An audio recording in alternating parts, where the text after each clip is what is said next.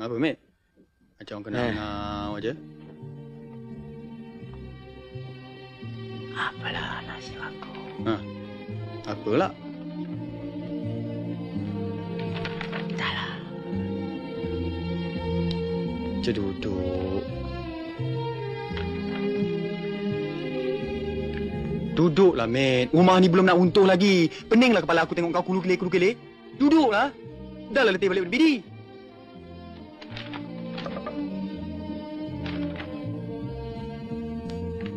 Aku nak bawa diri. Muka macam aku ni, siapalah mau. Dunia ni, dunia duit. Kalau dunia duit, baguslah. Tapi aku nak tanya sikit. Duit Malaysia ke duit Malaysia, Mat? Kau memang suka bagi sakit hati aku. Sudahlah kekasih aku dirampas orang. Kalau aku lama duduk dengan kau, otak aku boleh jadi rosak. Udahlah. Jangan susah hati lagi. Perut aku pun dah lapar ni.